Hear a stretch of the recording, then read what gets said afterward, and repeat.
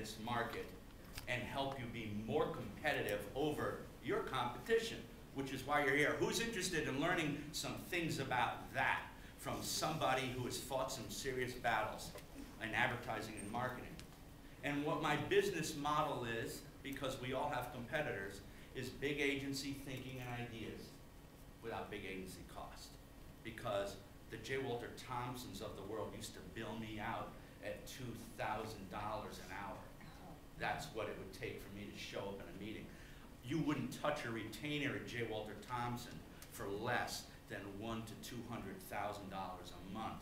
And yeah, you got an incredible wealth of people, but what I've done is with what I know as a creative director and my abilities in creativity and idea generation and writing, and I have assembled teams of people that I can assemble any kind of business around your needs, so you're only going to pay for what you need, and I would never sell you anything you don't need, because that's not my style. I'm not that guy who would shove an old lady off a subway platform so I could get to my job on 57th Street where I worked for Ralph Lauren Cosmetics. How crazy is that? I actually was a designer for Ralph Lauren, and I designed his polo line and his chaps line. And right after that, a friend of mine called me and said, "Are you still doing packaging?" I left after 2 years. And I said, "No." He says, "Well, I have a packaging assignment." And I said, "Really?" He says, "Yeah, well, can I hire you for this project?" I said, "Sure, I'll do that." And I said, "What's the client?" And he said, "It's a Paddington Liquors from Ireland is introducing a brand new product in America." And I said, "What's its name?" And he said, "Bailey's Irish Cream."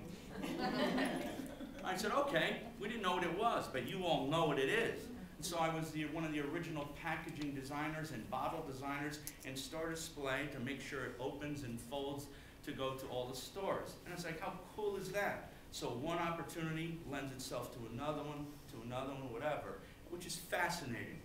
And so as I say something believable in a powerful way, here's an interesting fact, and this is true. In a recent survey, almost no business owners understood the difference between features and benefits in advertising.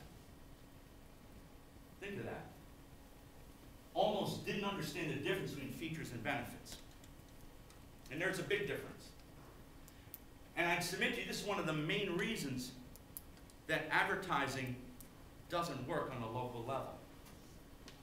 I don't mean to be critical, but when I look at a lot of the advertisements that happen on the local level, they're cluttered. They just look like another business card shoved under a glass table. It's too much. They don't talk to you the right way. And here's one of the